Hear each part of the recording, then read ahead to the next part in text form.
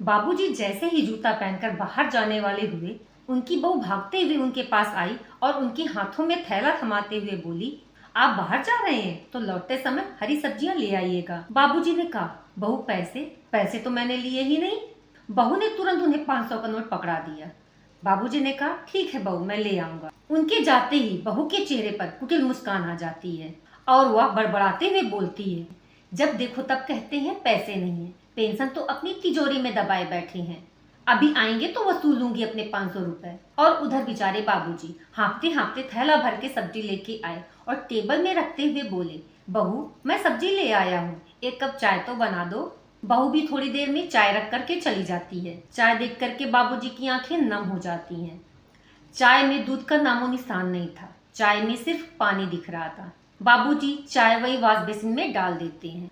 और उधर बाबूजी के बेटे विजय को तो इस बारे में कुछ पता ही नहीं था कि उनकी पत्नी उनके पिताजी को दुख दे रही है। घर का किराया, बिजली का बिल, दूध का खर्च तथा अन्य सभी छोटे मोटे खर्चे बाबूजी अपनी पेंशन से ही देते थे। इसके बावजूद बहू को अपने ससुर का खाना पीना खटकता था।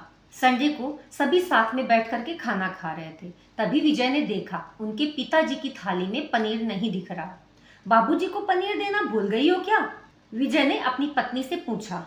तभी किचन से आवाज आई, दूध वाले को इस महीने का पैसा नहीं दिलाया है, इसलिए 1 लीटर ही दूध आ रहा है। इस दूध से मैं पनीर फाड़ूं या चाय बनाऊं? अब विजय किस मुंह से अपने पिताजी से पूछे कि इस महीने दूध का खर्च क्यों नहीं दिया, क्योंकि उसे पता था पिताजी पूरी उम्र घर का ध्यान रखते आए हैं। यदि किसी दिन माँ को खाना देने में देरी हो जाए तो पिताजी आसमान सिर पर उठा लेते थे, और आज वही बाप बेबस होकर के सूखी रोटी चबा रहा है। अगले दिन से विजय स्वयं अपने साथ दूध लेकर के आता और वो अपने पिताजी के खाने पीने का पूरा ध्यान स्वयं रखने लगा। उसकी पत्नी यह देख करके मन ही मन कुढ़ती और एक दिन उसने बोले दिया, क्या अपनी सारी कमाई पिताजी पर ही लुटा दोगे?